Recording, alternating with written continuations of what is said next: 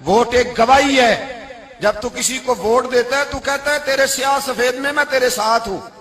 پھر کس طرح تو کہتا ہے کہ اس نے ظلم کیا میں موجود نہیں تھا. بڑا لوگوں نے برا بلا کہا نا, حکمرانوں نے ختم نبوت پہ یہ کر دیا وہ, تو میں کہتا ہوں وہ تو سارے ٹھیک ہے, غلط تھے تو ان کو ووٹ دینے والے انہوں نے کس مسجد میں آ کے توبہ کی؟ انہوں نے کہا آ کے اپنے نفل پڑھے اور کہا ہم سے غلطی ہو گئی ہم بھول گئے. وہ کدھر ہیں وہ لوگ جو ان کو سپورٹ کرتے ہیں؟ یہ خود آ جاتے ہیں. ہمیں نہیں پتا کہ جس کو ہم ووٹ دے رہے ہیں وہ ظالم ہے, ہمیں نہیں پتا جس کو ہم ووٹ دے رہے ہیں وہ جابر ہے, وہ فاسق ہے, وہ چور ہے, وہ ڈاکو ہے, وہ بے ایمان ہے, رسا گیر ہے, پھر بھی لائن میں لگ کے ووٹ دیتے ہو, پھر بھی برابر کے شریک ہوتے ہو. پتہ نہیں وہ کون ہے, ساری خبر ہے. کیا مانگا تھا یزید نے امام حسین سے؟ ووٹ. تو دے دیتے چپ کر کے امام حسین. مسجد نبی میں بھی تو جمعہ پڑھاتے تھے, مسجد نبی میں جمعہ پڑھاتے تھے, مدینہ شریف میں مصطفیٰ کے جانشین تھے. یزید کہتا تھا جو آپ کہیں گے مل جائے گا, پر امام حسین نے فرمایا یہ نہیں ہو سکتا کہ میں مسجد نبی میں نماز پڑھاتا رہوں اور میرے نانا کی امت پر کوئی ظالم مسلط رہے, یہ نہیں ہو سکتا. ووٹ مانگتا تھا, ووٹ. تجھے ووٹ کی قدر کا نہیں پتا؟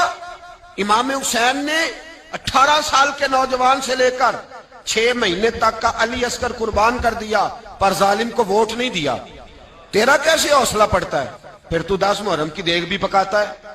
کس طرح تیرا حوصلہ پڑتا ہے؟ کس طرح کر کے تیرے اندر ہمت آتی؟ جلال بادشاہی ہو یا جمہوری تماشا ہو, جدا ہو دی سیاست سے تو رہ جاتی ہے چنگیزی.